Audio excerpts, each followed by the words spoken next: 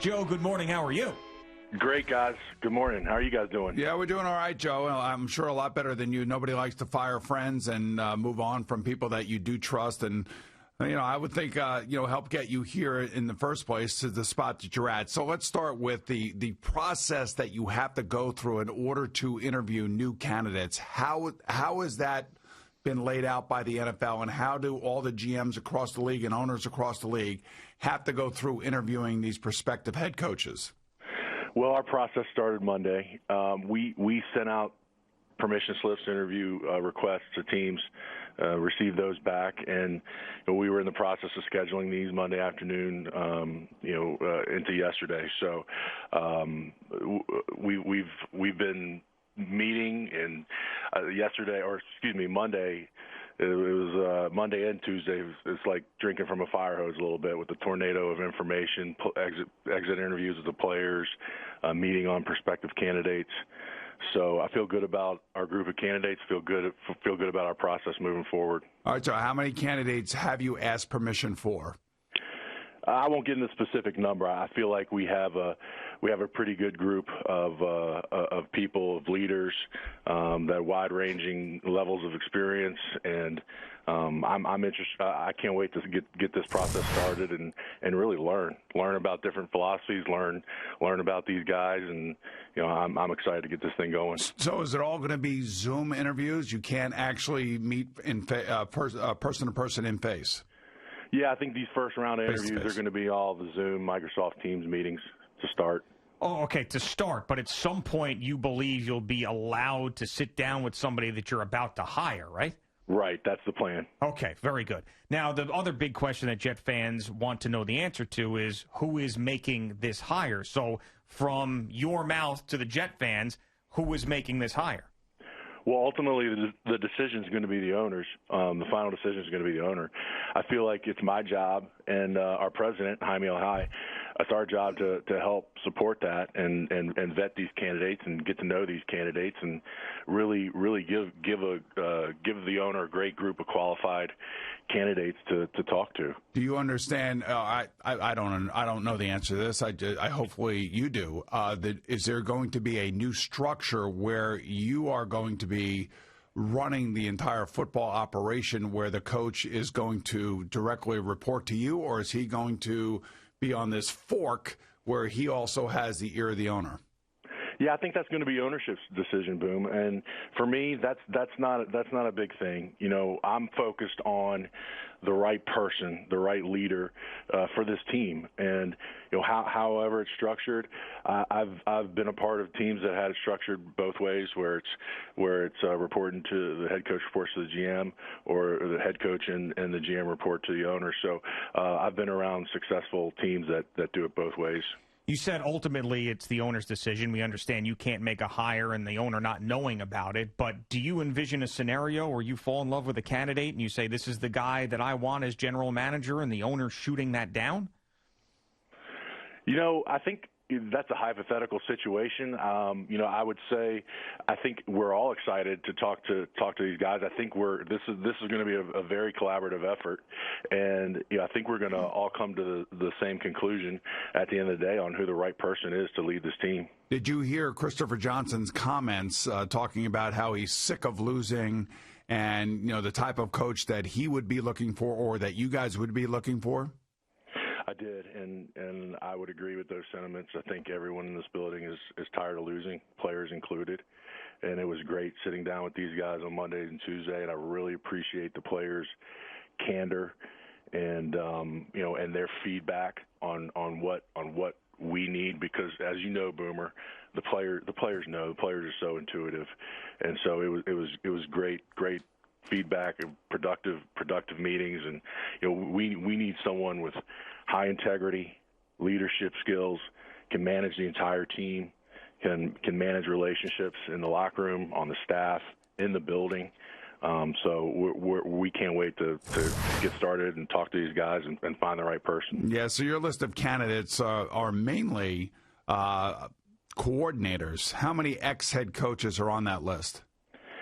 I think we're gonna have, like I said, all different levels of experience. We're gonna talk to guys that have been former head coaches. We're going to talk to coordinators. We're going to talk to a lot of different candidates. And again, I can't wait to get in these calls, and the energy is going to be high, I'm sure, and get going and see what their process is going to be. Talking to Jets General Manager Joe Douglas on Boomer and Gio on the Fan and CBS Sports Network. As you start this new hiring process, were you given any financial constraints by ownership that said, hey, we want to pay a guy, but maybe not pay a guy that much money? Not at all. Then that has not been, no restrictions. Okay, very good. Now, what about Woody Johnson? Where is Woody Johnson in all of this? Woody's the ambassador of the UK. And I know until his term ends, he is in that role, and I don't anticipate there being an issue after his term ends. Are you expecting him to be involved once that term ends? I think that's Christopher can go into that, and I think there will be there is a plan in place. But I don't think there's going to be an issue. Yeah, you have to wait until his term ends before he can actually officially get re-involved with the team. So let's talk about Sam Darnold. I know some of your comments that came out yesterday. He's a great player. He's got a great future. It seems that many of the people that were on that conference call yesterday with you, or Zoom call yesterday, are taking that as a very tacit support of your quarterback going forward. Is that the right understanding from your standpoint of the way that we are taking your words and then basically trying to say that you seem like you're not sure whether or not you want Sam back? Look, Sam's a good player. We still believe in Sam, and we still believe that he has a bright future. Obviously, his play was impacted by injuries, his own, his teammates, O-line, wide receivers. I think if you talk to Sam, he would say that he could have certainly played better. I think at the end of the season, in the last month, I think we saw a really good play, and we were able to beat two good teams. So the bottom line is that there's not going to be a decision that's made that I'm going to make without counsel, or with that just by myself. Our task at hand is finding the right leader, the right head coach, and we're going to have those discussions once this head coach comes in. So is it fair for me to hear those comments and think to myself that you don't know right now whether or not Sam Darnold is on the roster next year? Oh, right now we're looking for a head coach, and we're trying to find the right person. We're going to get in. We're going to once we hire that person, we're going to roll our sleeves up. We have a lot of big decisions to make. Yeah, so basically you're saying that you're not going to tell these head coach interviewees that Sam Darnold is the quarterback and you have to make it work with him. You're basically wanting to get their input on the situation before making any decisions at that high of a level about your starting quarterback. Is that fair to say? That's correct. Okay. That's a good thing. All right, silver lining time. What are the silver linings that you can give Jet fans coming out of this horrific year?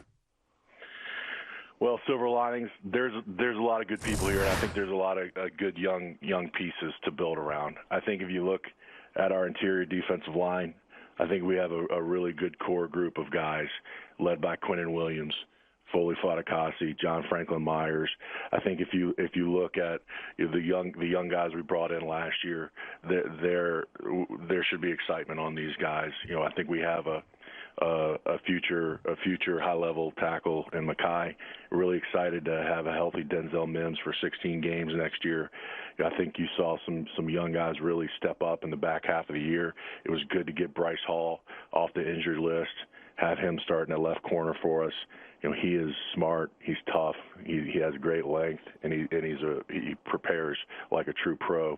So I think we have a lot of rookies that did some good things last year. I think we have a ton of draft capital moving forward over the next 2 years. We have 9 picks this year in this year's draft, quite a few in the top 3 rounds. We have a good amount of salary cap space.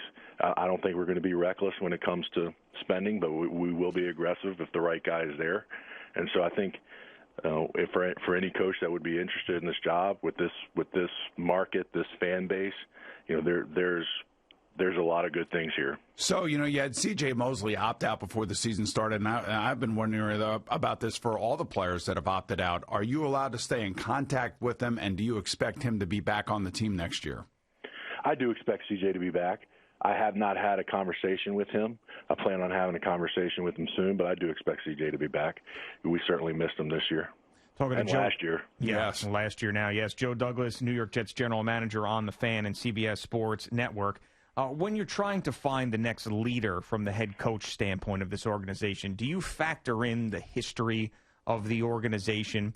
I know you've only been here a couple of years, but fans call us every day that have been here throughout it all. And when they hear another coordinator roulette type of hire, it kind of makes them nuts. So do you factor in, like, back out of the Rich Kotite era came Bill Parcells? Does that factor into your mind?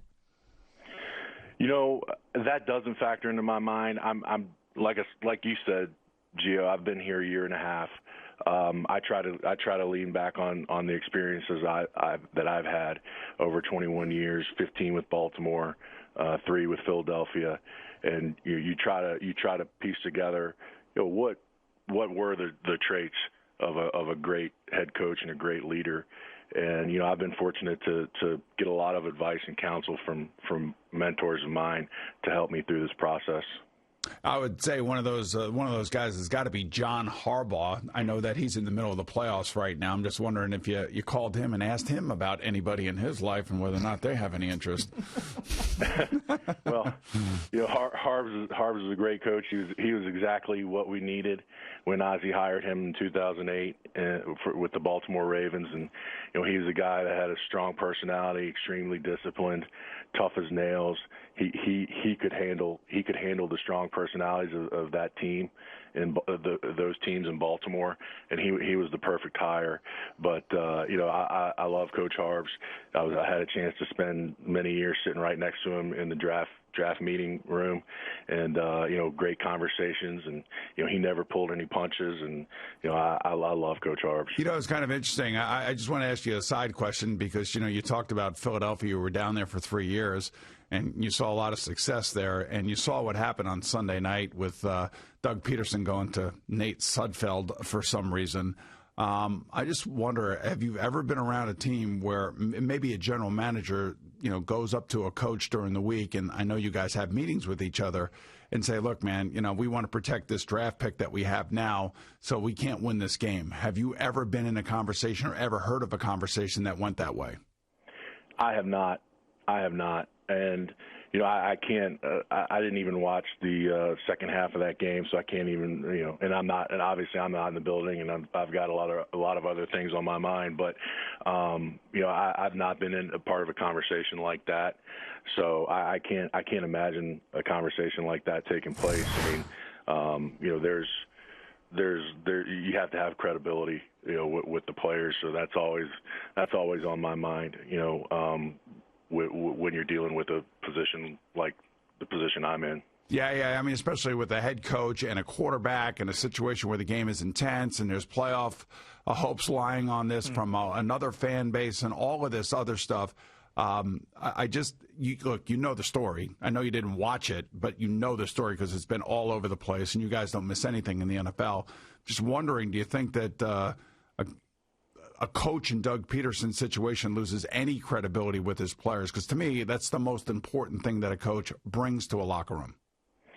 Yeah, I can speak to my time with Coach Peterson, and Coach Peterson had unbelievable credibility with the players, being a former quarterback in the National Football League for so long. The players love Coach, So that's a big thing of that Coach has, and he's smart, and he has great relationships around the building with everybody. So again, I'm not really familiar with the situation going on there, but I have the highest regard for Coach Peterson. See, I'm not the general manager, Joe. You are. But when I look at this situation in the Jets, I say, I'd like a guy who had previous head coaching experience. That's sort of something that I'd like. But I'm just thinking now, you've got 2 great examples of guys who had a lot of success who didn't have that when they got the job, in John Harbaugh and Doug Peterson. Now, John Harbaugh's had, an incredible run there. Doug Peterson won a Super Bowl, and things aren't going great for him right now. But when you go into this search with this team at this time, do those two names pop into your head thinking we don't really need previous head coaching experience because look at those two examples? No, I think you build a profile on these guys no different than you would a player. And, when you go back and you look at the coaches that have had great success over the last 20 years, I mean, there's different profiles, right? There's, Gio, you just mentioned Coach Harbs and Doug. And, then you have guys like Pete Carroll. You have guys like Coach Belichick who had the former head coach experience somewhere else, whether it was college or pros. So I don't think there's a one-size-fits-all when it comes to this job. I think it's important to obviously vet every candidate, but then you get we're going to get on these Zoom calls, and then you're going to get in a room with somebody and really feel their presence and their leadership ability, and can they command the room, can they command the team, and so like I said before, I can't wait to get going in this process to really learn and get around some of these guys. Talking to Joe Douglas on The Fan, what was the low point for you this year? Certainly, I would say anytime there was a 0 in front of our record. Mm-hmm. We're in this profession to win games, and that's the bottom line. And so when you're not winning games, it's a frustrating thing, but at the same time, even when we were at our lowest point of 0-13, these players in this locker room stuck together, and these guys hard work. I mean, their work ethic, their competitiveness every day in practice. They never laid down, and that was really impressive to watch every day in practice, every game. Some games were closer than others during the 0-13 stretch, but these guys never back down. So I have a lot of respect for the way that these players carried themselves throughout the year during a really, really tough year with everything else going on. So there wasn't any part of you when the Jets beat the Rams that you said, that's not exactly what we wanted, because there was a franchise quarterback that people have talked about for 3 years being the number 1 overall pick that now just slipped through our fingers. Not one shred of Joe Douglas thought that way? Gio, I can honestly tell you that there's not one person in the National Football League that wants to go through an 0-16 season and have that mark on their resume, whether it's a player, a coach, or a staff member. So there was a lot of joy in L.A. when we won that game. Yeah, I don't know why Gio doesn't believe me when I tell him that, and I don't know why you always have to ask people like Joe Douglas to reaffirm that. Okay, I'm not the only one who's thinking that way. I get it. I know you do get it, Joe. So who won the Leonard Williams trade, by the way? Still TBD, I guess. I mean, right. we were able to get a player that we're excited about. They were able to get, we have a 5th round pick in this year's draft, but wow, Leonard had an unbelievable year. And I have a lot of respect for Leonard the person, a lot of respect for Leonard the player, and so I'm sure the Giants are very happy with the way that trade turned out. They had a player that came in and was able to get double-digit sacks this year, so. We still have a little bit of meat on the bone in terms of that trade that we need to get a really good player. Yeah, it's interesting. I went back to look at the day that trade was made, and, Jet fans like, we won this trade. Giant fans like, what is Dave Gettleman doing? And now here we are.